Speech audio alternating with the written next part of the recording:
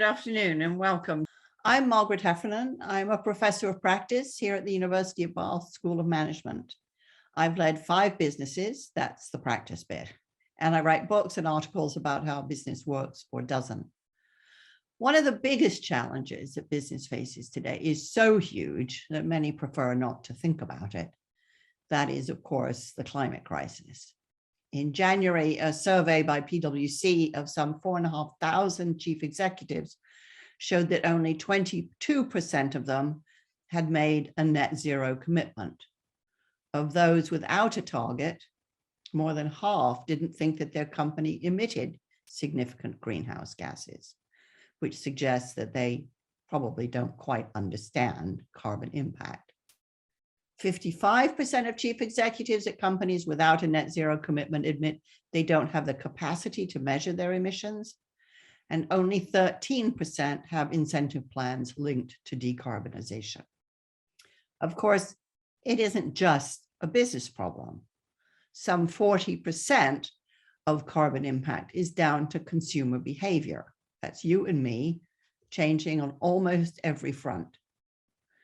We've known about the climate crisis since at least the 1980s, but compared to the changes in technology, behavior, and consumption that need to occur, very little has taken place. You could call that one of the biggest communications failures in history. 196 countries signed the Paris Accord in 2015. And according to a UN poll, 2/3 of people in the world believe that the climate crisis is a global emergency, but we're still a very, very long way away from safety. Last April, 73% of people in the UK agreed that if individuals like me do not act now to combat climate change, we will be failing future generations.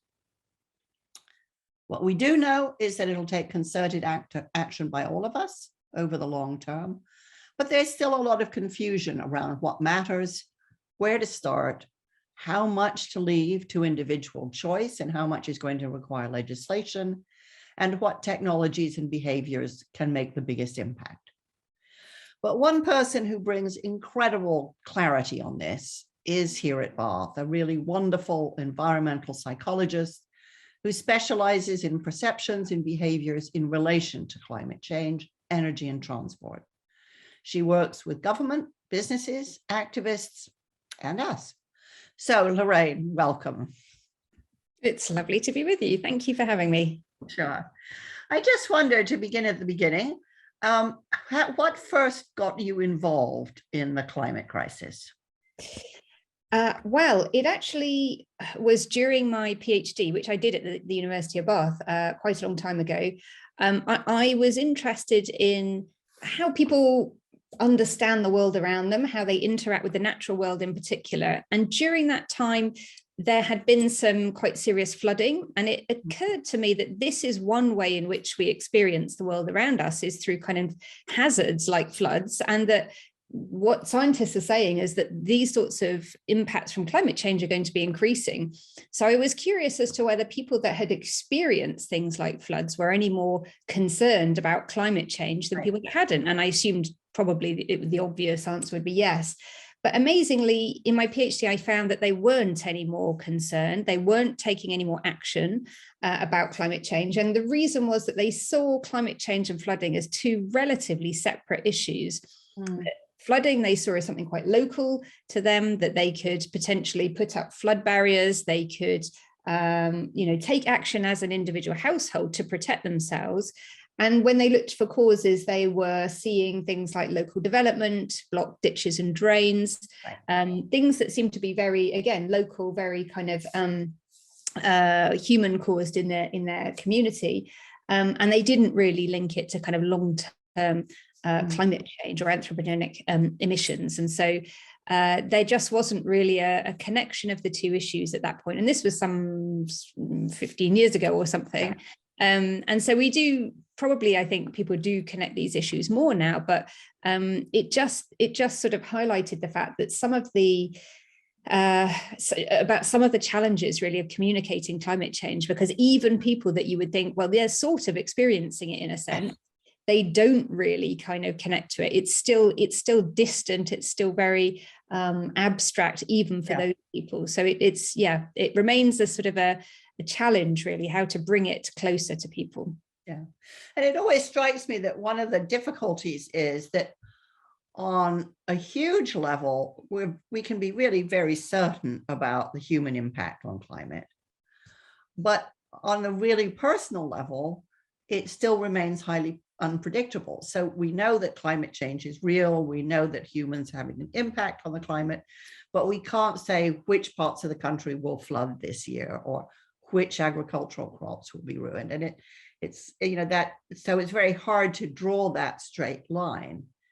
I thought it was quite interesting in the Australian elections that clearly the Australian population has now drawn that line. Is that how you read that?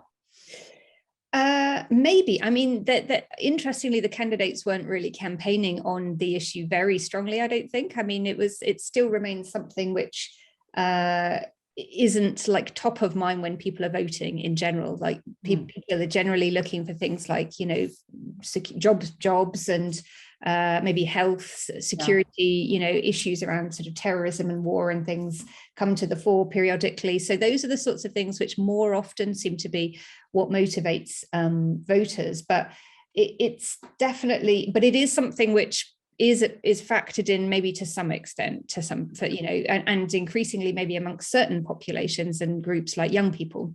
So there are groups that are more driven, I think, in their voting behaviour to consider climate, but it remains lower down for a lot of people. Yeah. So what was it that drove you to combine a career in psychology and climate?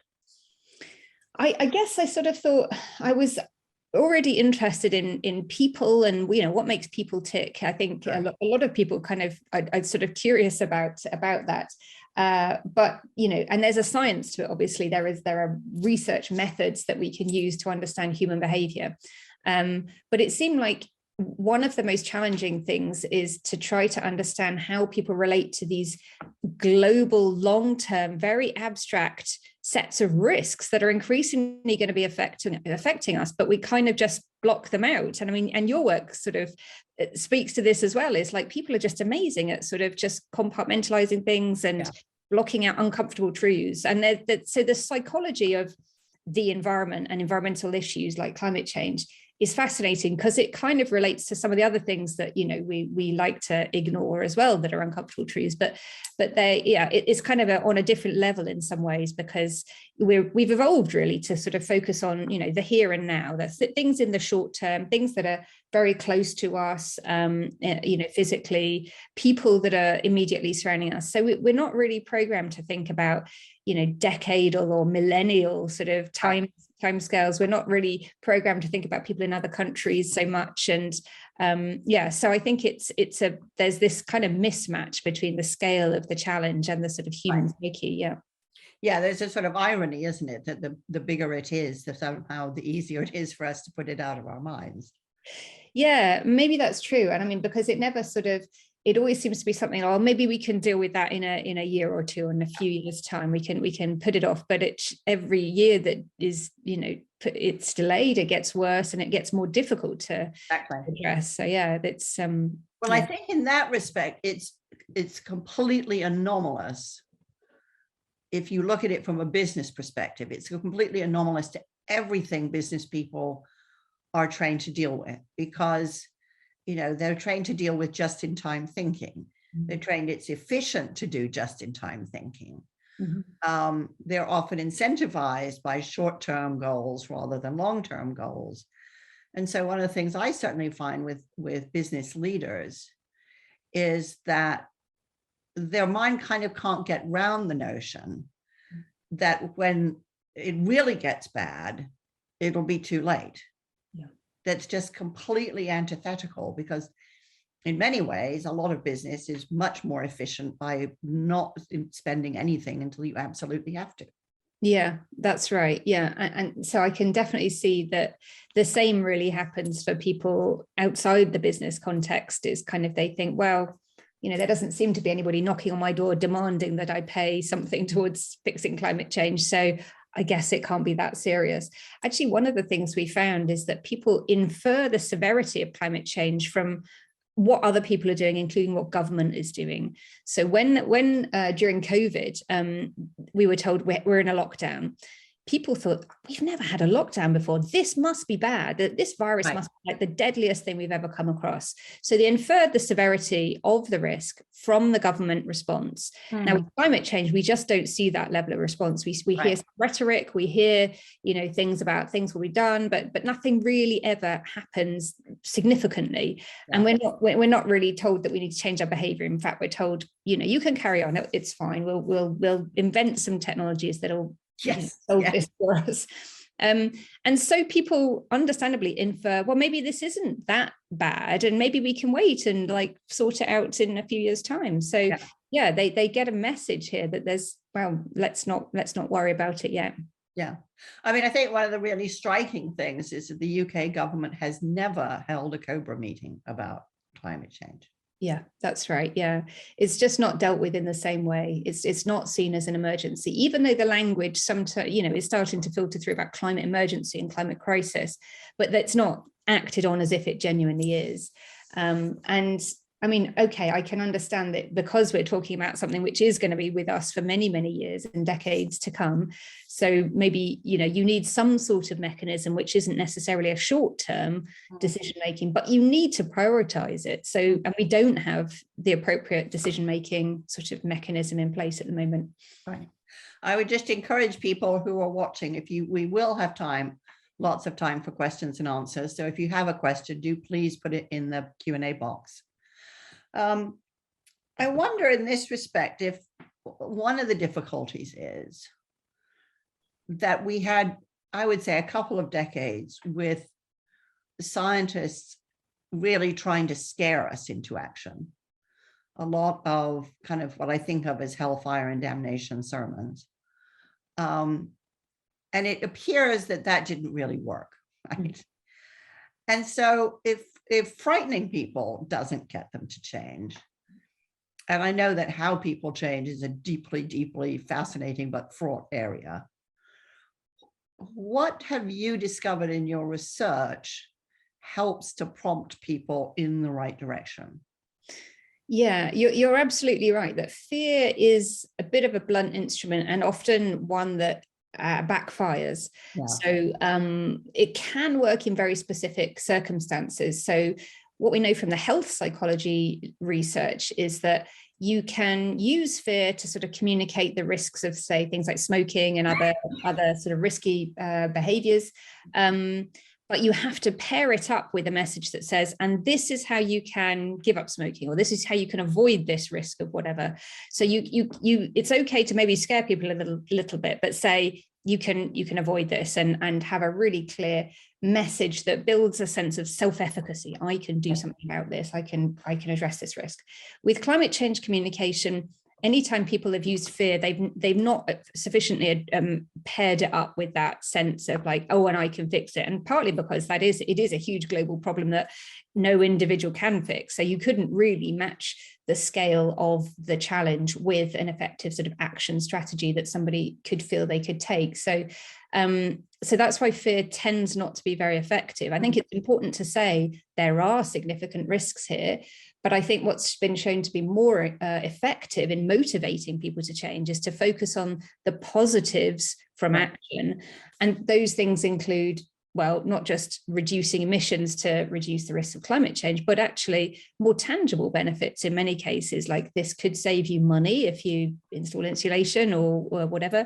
This can improve health, and many of the things we can do to tackle climate change improve our health, like having a low carbon diet is also a very healthy diet. Obviously walking and cycling, very healthy and low carbon. Other things can improve our well-being. So we know that people that actually consume less and have less materialistic lifestyles tend to be happier people. And and so on. And there's lots of kind of economic co-benefits and other things too. And I guess in a business context, that might be the thing you'd want to focus on, is say there's a real strong business argument here actually, that you can access new markets and you can save money with this sort of process, all those sorts of things. So the more you can actually say there are kind of 10 reasons why this is a good thing to do, and incidentally climate change is one of them, but these are the things that I know you care about. So highlight those positives, and that's how you can more effectively communicate the issue. Yeah. I mean, one of the things I wonder about is how far, when we started having big campaigns about recycling, how far do you think people thought, well, if I'm recycling, then I'm doing my bit? Because it strikes me because I can remember a day when we didn't recycle anything, right? Just everything went into the bin. And we have persuaded the whole country to recycle at really quite a decent rate, or at least in the area where you and I live, there's quite a high rate of recycling. But I encounter a lot of people who sort of think, well, that's pretty much all I can do. Mm-hmm. So is there a danger that in having trained people to do one thing, they now think they're done? Yes, very much so. In fact, the message has been quite explicit for a number of years that to do your bit, and that little bit is recycling, maybe switching off a few lights, and that's about it. And it's kind of framed as being small, painless things, and then you've contributed, you have done your bit. So that really has been the messaging, and maybe for some time that wasn't a million miles away from the science, but what we really know in the last 10 or so years is that is quite far from what we need people to be doing. So we know that the most effective thing you can do to tackle climate change, for example, is to live car free, not drive anywhere. And there are lots of other things we can do, like avoid flying and eating a plant-based diet and, insulating our homes and things. These are big things that would massively cut our carbon footprint. But yeah, they're expensive and they might be quite disruptive. And so they come with a cost of a sort. And so I think governments and maybe campaign groups have been shying away from actually telling people that these are the things that you're now going to have to do, and trying to sort of tell people, well, maybe you don't, maybe just stick with the recycling, that's fine, well done. And that's what people have heard for a long time. So I think they kind of do think, well, surely that is enough, right? So there is a lack of awareness, I think, amongst the public that they are going to have to change their behavior a lot more than they have done so far. I mean, I think that's really interesting because, certainly looking at your research as well as other people's research, it seems very clear that we're going to have to change quite a lot. And it isn't that the things we need to do, as you say, going car free, using public transport, cycling, walking, eating a plant-based diet. But these aren't excruciatingly awful things to do, right? And yet, I'm really struck that when people start doing them, say you see especially young people adopting a vegan diet, they get really punished for it. That, that as if, they're trying to signal their virtue as though they're somehow superior. Mm-hmm. So what's the problem here? Mm-hmm. Do you think, from a psychological perspective, that we know we need to do these things, and yet we don't seem capable of respecting or admiring the people who do them, who, after all, we will be the benefit of their sacrifice? Yeah, that is a very interesting question. So there are colleagues that I work with in the department, including a PhD student of mine, who's doing work on this exact issue of why is it that vegans, for example, and maybe cyclists as well, get kind of demonized because people feel threatened just by the fact that they're doing something quite virtuous. People feel guilty that they are not doing that thing, even when they're not a sort of finger wagging vegan. Maybe they're just quietly getting on and eating their, lentils or something. But there's just an implicit message that actually what you're doing is not good enough if you're not doing these things. And so they have kind of found that there is this almost implicit threat that is experienced when encountered by people doing some of these different sort of minority activities. And yeah, so I think that is an inevitable issue that we have, because people like to, so there's, cognitive dissonance is this sort of phenomenon that people like to sort of think that they are consistent in their attitudes and in their behaviors. And so if somebody says to you, well, you say you care about climate change, but you eat a lot of red meat, what's that about? You have this kind of realization that, well, there is some discrepancy there. But you can cope with that in different ways. You can either change your behavior, you can give up red meat, for example, but that's probably the most inconvenient and costly thing to do in a sense, the most effortful thing. Or you can kind of rationalize your behavior and say, well, yeah, but I mean, the evidence isn't great that red meat's that bad. And, maybe it's important for my health. And you can construct some arguments to sort of maybe say that actually it's okay that I eat red meat. Maybe you could even construct an argument that says, well, climate change isn't really that bad. I mean, I say I'm concerned, but in the grand scheme of things, it's not really that serious. So and we've done studies that show that people do use these different strategies to sort of negotiate and like kind of find ways that sort of make these two things that appear to be quite inconsistent, that sort of actually maybe they're not inconsistent. They sort of justify those practices. So people find amazing creative ways to avoid changing their behavior because they like the status quo. They kind of like to just continue what they're doing, even though, as you say, the alternative would probably be better for them in a number of ways, actually healthier and maybe cheaper and so on, but we don't like to change. Well, habits are very hard to break, but I think you've also shown that when people, for some reason, are in the middle of breaking habits, that can be quite an influential moment at which to get them to change even more. Do you want to unpack that a little bit? I thought this was really you've got my favorite topic. Yes.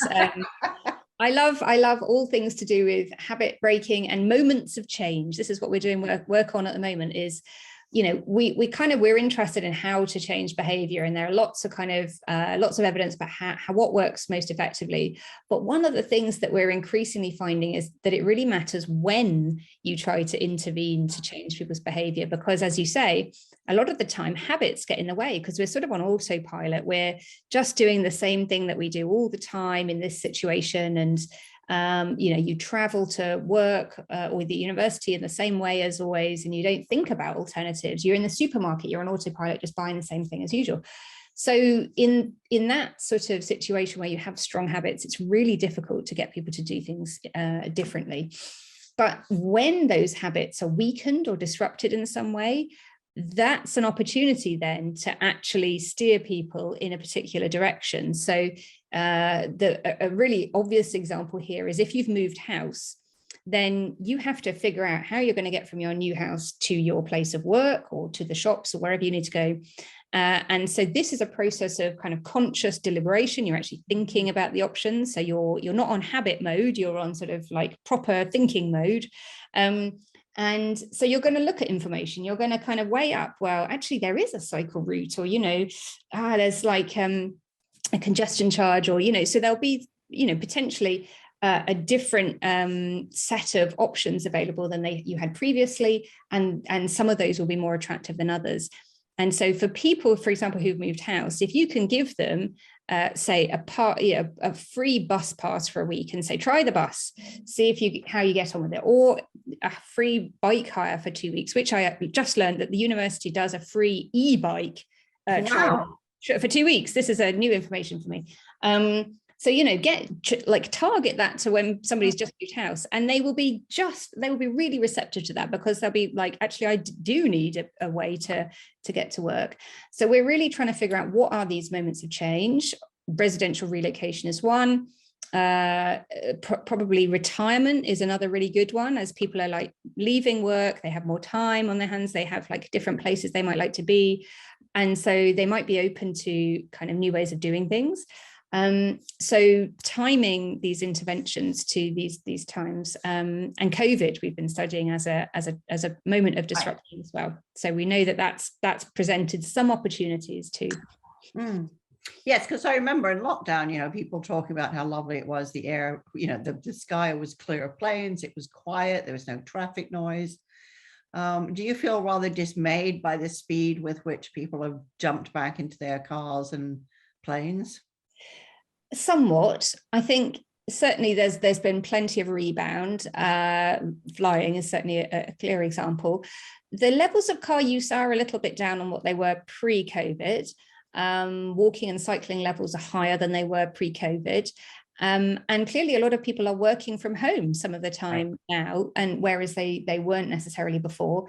So there are things that I think are here maybe to stay for the long term, which we wouldn't have had it not been for COVID. So we've been forced to work from home, and actually it turns out most people enjoyed working from home. And obviously lots of other things about the pandemic they didn't, but that part was a revelation to a lot of people, that they could do most of their work virtually, and they could do other things too virtually, like medical appointments, socializing, other things.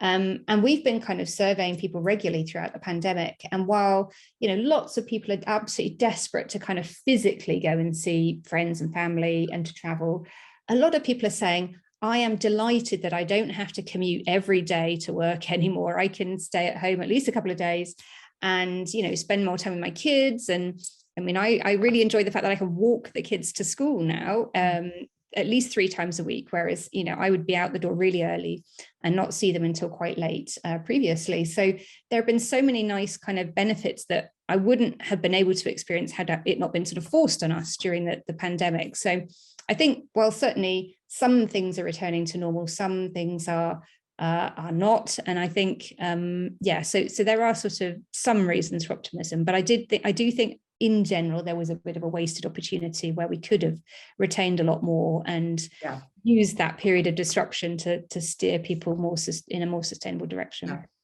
No, I was pretty amazed. I went into London on Friday morning and the train was absolutely empty. Regent Street was absolutely deserted. It was quite something. Mm-hmm. And, and although by nighttime everybody was out partying, there weren't a lot of people at work. Yeah, and obviously it varies across different job types. And I think we're very lucky that we can do some of our work remotely. So we have a choice there, and not everybody does. Right.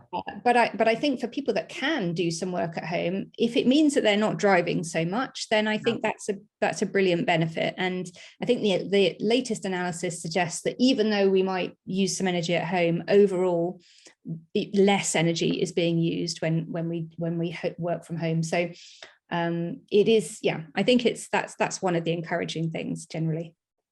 There's another idea I know that you've been playing with in this respect, which is the idea of choice architecture. I wonder if you could talk about that a little bit. Yeah, well, I mean, there was this very famous book a few years ago, Nudge, which basically said, you can change people's behavior really easily without them even realizing that you're doing it, by changing the choice architecture, the sort of the options available to people. You can kind of make certain things more prominent.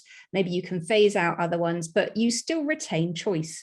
And so this has caught on and been very attractive to a lot of governments. There have been this kind of spread of nudge units in a lot of governments around the world, where they've been using this kind of behavioral economics approach to try to sort of steer people's behavior in a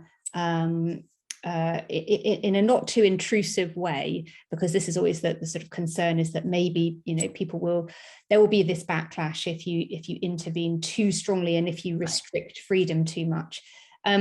So it has, and what's quite, so I would say there are limitations to nudge, and particularly with climate change, it can't do everything. You can't nudge people onto a bus service that doesn't exist. But what you can do, for example, and there's some nice studies, is that you can change the defaults, for example, and that's a really effective type of nudge. And so what they've done is, in Switzerland, for example, they just put consumers by default onto a renewable energy tariff. And actually it cost them slightly more to be on that tariff, but they still had the choice to opt out and to go back to a fossil fuel tariff, which would have saved them some money. But the easy option was just to stick with the default. And what they found was that when you had to opt in to get renewable energy, only about 3% or so of people did that. When you had to opt out, 90% stuck with the default of renewable energy. Wow. So an enormous change by just changing the default, and people still, it doesn't take away choice. It just basically goes with the grain of like, consumer choice, and like, but the fact that people like the status quo and don't really want anything to, they don't want the inconvenient option. So there are some really brilliant nudges that can be used to try and shape behavior, that sort of choice architecture. And I think you've done that a little bit, haven't you, in the catering on the campus of the university?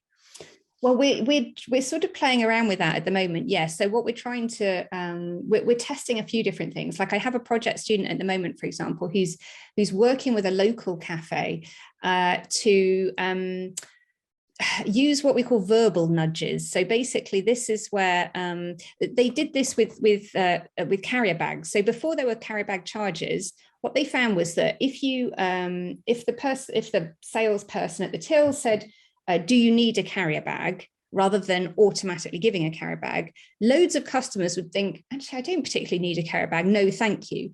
So it made that, again, it forced them to have the conscious deliberation over actually no, yes or no. I mean, some did take it, but they didn't automatically get the carrier bag.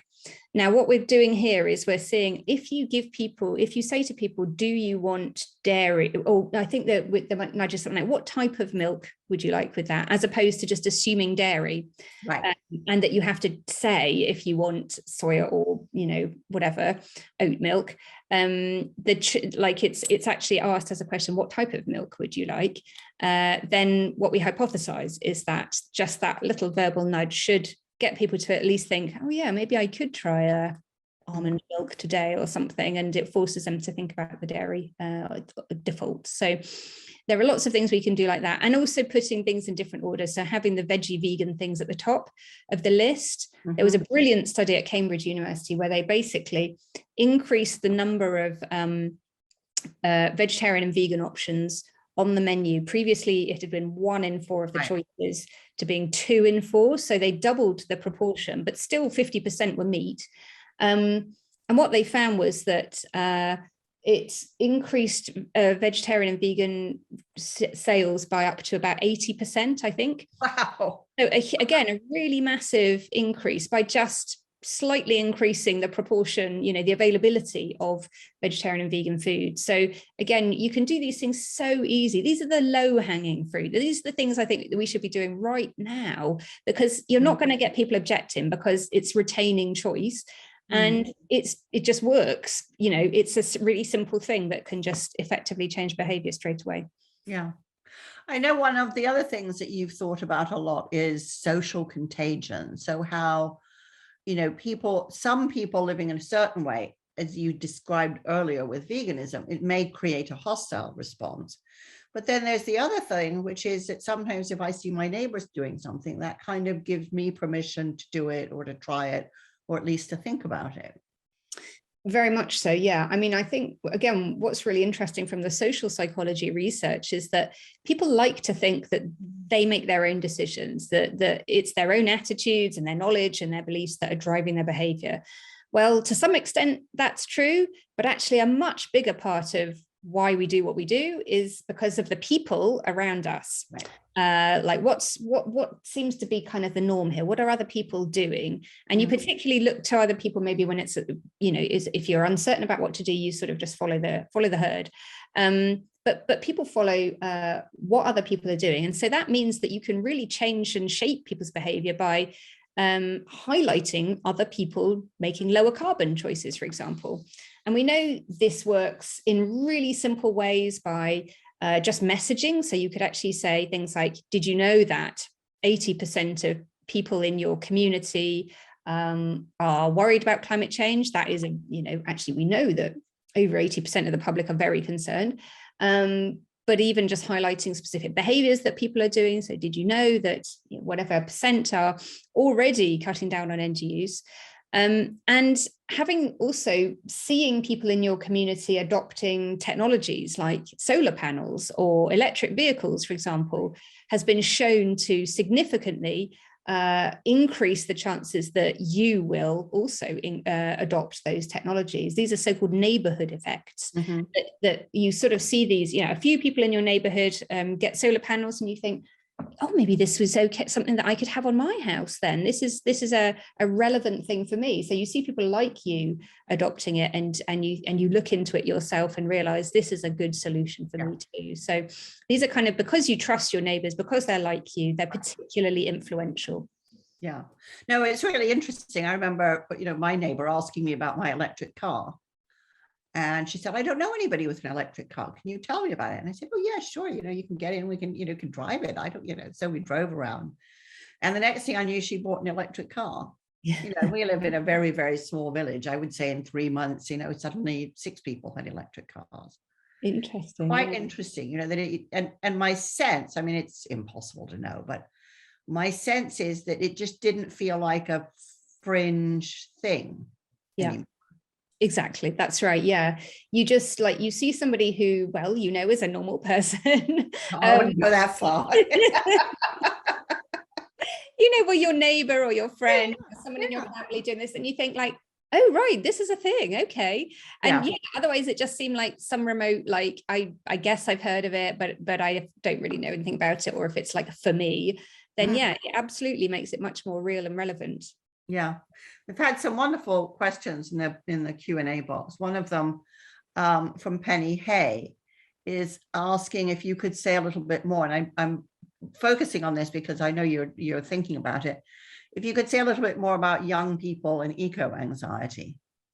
Yeah, I'm happy to do that, because as it happens, we're doing research on this at the moment. And I think sort of anecdotally, we hear that climate anxiety or eco-anxiety is on the rise, that people are understandably very worried about the issue.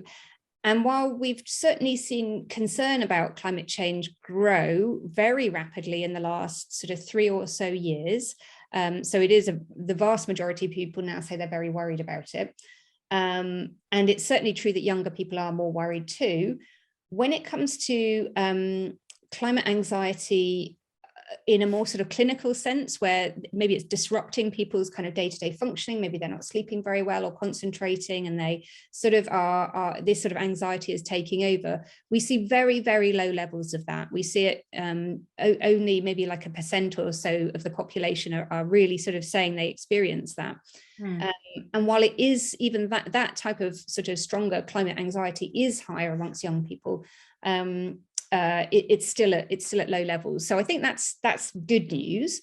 What we kind of, I think it is interesting, the fact that young people say they experience it more and are more worried in general. And I think, as we were saying, really, but this is partly because these are people who are going to be inheriting, they are going to be experiencing the worst of the impacts, because as time goes on, the severity will increase.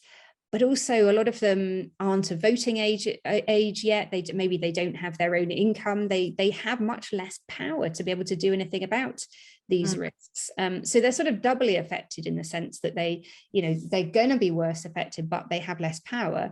And that sense of frustration from work of colleagues in our department, it becomes, they've found that a lot of what underlies climate anxiety is a sense of not being able to do anything about this issue, which comes back to what we were saying earlier about kind of scaring people, is if you sort of use fear to kind of, people sort of get a sense of paralysis, and actually it demotivates them. So what you have to do is really show there is still stuff that we can do. There is a window of opportunity to do something here. So get together with other people, take action, and be part of the solution. Yeah, this is something I've certainly found working with activists, which is they're very well informed by and large, so you learn more. But I think the second is that whatever they're doing, whatever we may be doing, none of it's going to solve all of it. But boy, do you feel better when you're doing something. Yeah, I think that's really one of the big messages actually around sort of climate anxiety and climate communication as well, is in order to kind of, I think, manage that sense of despair that sometimes maybe all of us that work in this area sometimes encounter, actually focus on what you are doing, and ideally in a group of people. The more that you can, I think, do things collectively, then you first of all are going to have more effect because there's more of you taking action, but also you'll be meeting like-minded people who are also really passionate, and you'll get that social support, which we know is so important to well-being. So I think, yeah, the more you can kind of channel anxiety into constructive action, the better.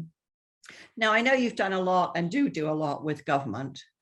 How much does government have to do? And how much do you think it is doing? Well, there has been an assumption that we can just ask people to change their behavior, and that might be enough. But I think, and that continues to be the focus of the UK government's net zero strategy, is that technology will fix it, and maybe we'll give people a bit of information, and if they want to change their behavior, they can, but there's no obligation. We know that information alone is not very effective to change people's behavior. It's effective at around 2 to 3%. Any of those sort of like putting labels on things or information campaigns, it works about 2 to 3% of the time to change behavior. Whereas the more you can actually change the context in which people are acting, so have economic incentives that change prices, for example, change the physical environment, so it's actually easier and safer to cycle, for example, and there's, or you know, pedestrianization. There's lots of sort of that we can do to the physical environment as well. Regulation, actually banning the most polluting activities or products or services. We absolutely need to be doing all of those things, because those are the things that actually make it easier and motivate people to change their behavior. The more you can incentivize people, enable people to do the right thing, the more they're likely to. At the moment, just asking them politely, it's not going to work. Yeah. It was interesting. I encountered only recently, I'm sure you're very familiar with this, but I encountered only recently the fact that more people are dying now of air pollution than cigarette smoking, and which was just horrifying to me, really. And it just made me think, so why aren't we putting warning signs on petrol pumps? Well, the way that we do on cigarette packets, right? Yeah. Oh, well, it's funny you say that. We did write an article about how we should have health warnings on fuel pumps. And there is a tiny bit of movement on that. So there is one county in the US that have put health warnings on fuel pumps. And it's quite small, and it's not a very great label, but it's a little label that at least says this is like, these are the health impacts of using this type of fuel.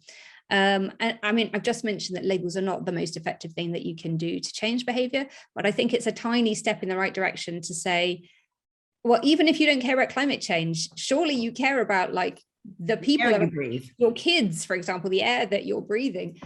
This seems like a much more kind of a stronger message that that should be effective. In fact, we've done studies comparing the effectiveness of health messaging versus more environmental messaging to encourage people to eat less red meat. And actually, we found both were fairly effective, but actually when you combined the two and said, it's great for your health and it's great for the environment, it had an even bigger effect. So the more you can sort of give people multiple reasons to change their behavior, the better.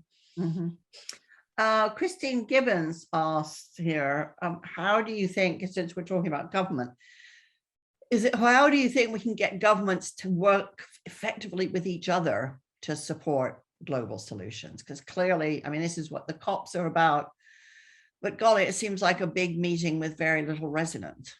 Yeah, that's a really good question. Well, I'm not a political scientist, so I have to say I don't have any great answers to that. I mean, I think at the international level, like change just seems to be glacially slow. And actually where we're seeing a lot more action is at the grassroots level and at city level, for example. So communities are actually taking action because of precisely the reasons that we've just said. Like there are other reasons why you would want to do this stuff, for clean air, for example.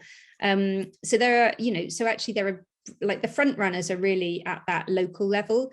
And so I don't really know how to get governments to work more effectively together. But we know that actually, despite their lack of progress, that a lot is happening on the ground. And so I think that's where we can really engage people more effectively anyway. Yeah. Yeah. So you think that one of the advantages of activism is it gives government the mandate to do more? Well, I think that is a nice, I mean, the more that governments can see that things are happening on the ground, the more they are directly contacted by citizens and, and protesters as well, taking direct action, the more we can make those messages very visible to government, the more they realize this is an issue, this is a voting issue, but also that they have the permission, they have the mandate to be able to take bold action. A few years ago, interviews with politicians showed that they felt that they didn't have that mandate, that they just weren't being contacted by voters. It wasn't something that they saw in their local, surgeries and so on. But now they definitely are. So I think, that things are moving in the right direction in that sense. And hopefully at some point governments will kind of catch up with what's happening on the ground. Because I remember seeing some data, and I may have got it from you, showing that actually there was quite widespread popular support for things like frequent flyer levies and changing product pricing according to how environmentally friendly products were and things like that. And yet it seems companies and governments are quite reluctant to do those things. Yeah, absolutely. Yes, that was research that we did a few months ago, and we're just about to launch the full reports actually to do with that study. And we found that the vast majority of people certainly support frequent flyer levies, but most people also support a lot of other net zero policies that would involve behaviour change. As you say, changing product pricing, increasing the amount of vegetarian and vegan provisioning in the public sector, like in schools, and even things like the only one that was a little bit less than a majority was meat taxes, putting a tax on red meat, for example. And that may have actually just been the fact that we had the word tax in there, which turns off people's way. So I think, people are really behind most of the changes that we need to implement and most of the policies. So, but you're right that the government is really dragging its feet. And I think in the UK, part of that is ideological. There is we have a right of centre government who just believe that the government should not intervene in people's lives and that, consumer choice is sovereign and that we shouldn't be going there. That's the big barrier that we face. But but there is of course government precedent to intervene where there are these important issues, like around health, for example. Smoking is a great example where there have been a ratcheting up of intervention and now and consequently a huge drop in smoking rates. So these interventions are effective, and that's what we need to do for climate change, because it is a risk which is a bad thing, and we need the government to take action to tackle a bad thing. Yeah. And I think, given how successful the taxing of cigarettes has been, that suggests that if you tax things with a high environmental impact, that's more of a shove than a nudge, but still. It's a shove. It definitely is. And that's so I think that economic measures like taxes are definitely part of the solution. They're not, they have to be implemented carefully so that they're not regressive, and you have to be done in a fair way. But actually the people with the highest carbon footprint are the people on the highest income. So, it's clear like that has to be factored into any sort of intervention is like dealing with the people that have the big carbon footprint. So, there has to be measures, I think, to do this fairly. One of the things I've been very struck by are the number of companies I've been talking to recently who have started essentially pricing everything that they buy, not just with a cash budget, but with a carbon budget. Mm-hmm. So that, a departmental head who wants to send people off to a conference has to consider not just the cost of that, but the carbon cost of that. And one of the things I think is so interesting about essentially putting a carbon tax against these corporate costs is it's a phenomenally good way of educating people as to what the carbon impact of their choices are. Mhm. Yeah, oh, absolutely. As soon as you, well, make it visible, but also then like monetize it or put some Right. sort of financial cost associated with it, then people pay attention. Absolutely. So that's why it doesn't really work to just sort of give people information. You have to change the incentive structure. So in organizations, you know, unless your pay or your progression opportunities are in some way dependent on your climate action, then people aren't really going to take it very seriously. They're going to focus on the things that they are motivated and incentivized to do, like make money in a company. And they won't pay attention to anything else. So it has to be incorporated into that incentive structure. So yeah, that's a great example of how to do that. Yeah. No, I think in talking to the people who've done it, they say, it certainly changes behavior, but also people take that knowledge now back into their homes and say, well, on the corporate budget, this is more expensive. So, the chances are it's probably more expensive at home too. So maybe we shouldn't do this, which I think is quite a subtle kind of intervention. Well, I think that is interesting, because I think often when we think about behavior change for the environment, it's assumed that we're talking about consumers and people, private citizens making choices in the supermarket or in how they drive or whatever. There's so much that we can do in that context, absolutely. But there are so many other roles that people play, and the workplace is a huge one. Most, so many people work, they're either employees or maybe they're employers. Mm-hmm. They're taking decisions within that organizational context, which have really big impacts. And also, we have other roles, maybe we're parents or we do things in the community and we come into contact with other people in that sphere. Maybe we're investors. If we have bank accounts or pensions or have other sorts of investments, then we have choices that we can make about what to do with that money as well. There are so many contexts in which we can exert influence and make choices that have impacts either for good or bad in terms of the environment. And so it is about kind of, I think, raising awareness about those, different options that we have and the responsibilities that we have in those different spheres, and trying to make the link. So I think that's right, that maybe you do learn about the carbon impact of different things. Say, maybe you've learned at work that, about red meat being, particularly impactful on climate, then that's something that you can come home and share with your family. Actually, often it works that the kids are coming home because they're learning things in school. And from that context, then maybe they educate the family. So we know that's a way of influencing the home as well. So yeah, making these links is vital. No, I think one of my favorite articles is a piece that turned up in Science about 2 years ago, showing that the biggest influence on white conservative men in America was their teenage daughters, who were learning about the environment at school and coming home and asking dad, what he was doing about it. Yeah. And it's really difficult to look your daughter in the eye and say, well, not really very much. Yeah. Or in fact, maybe actively obstructing progress on this issue. Yeah, absolutely. So it's a really important way of influencing people. Yeah.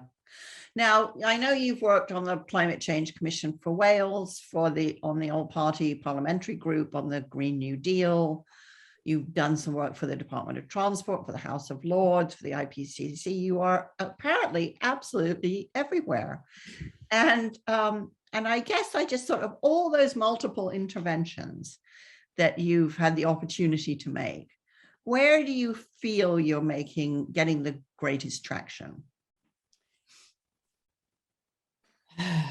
Well, yeah, it's a catalogue of sort of things I've done, but I have to say, you don't always have a strong sense of where the advice you give ends up, and often we kind of give advice and then it certainly isn't acted on. So I can certainly point to lots of examples where we haven't made a lot of progress. I think I am quite optimistic about the work that we're doing in the House of Lords at the moment. I'm a specialist advisor to their inquiry on behaviour change for climate and environmental goals.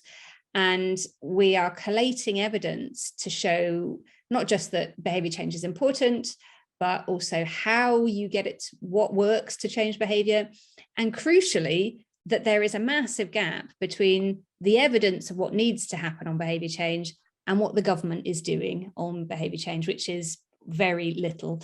And so when we publish that report at the end of July, I really am hopeful that the messages are going to be pretty stark that this isn't good enough and we need to kind of do more. So yeah, all of these things in the end are just a tiny drop in the ocean in terms of sort of influence. But I think, yeah, the more we can say these messages over and over again, at some point they get through. But I don't know. Sometimes you sort of think, well, maybe it's just these accidental conversations you have with your neighbor or the taxi driver or whatever it is.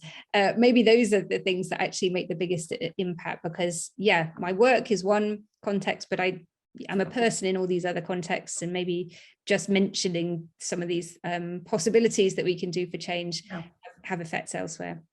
Well, it's really interesting because I think people get very tied up in knots about theories of change. And I guess I come down to the belief, well, if you do everything you can think of, and if you try to intervene where you have some expertise or some clout or some connection, well, then that's the best you can do, because exactly as you say, you don't really know where the ripples, how far the ripples reach. And I'm constantly amazed by some trivial thing I do that seems somehow years later to have made a big impact on somebody.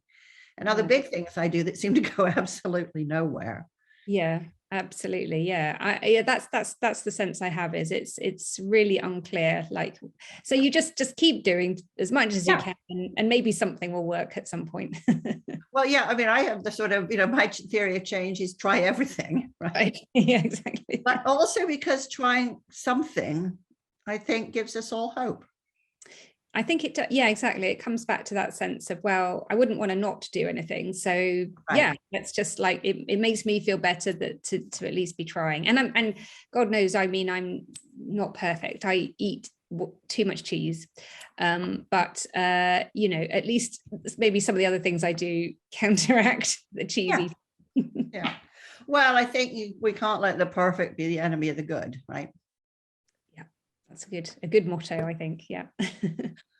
Lorraine, thank you so much for being so generous with your research and your insight and your ideas. I think everybody on the call today is very eager to find ways to make an impact, and I think you've helped us all. So thank you so much. Thank you, Margaret. Thank you to everybody who's joined us. We'll be back last month with the last in this webinar series, but until then, thank you very much and goodbye.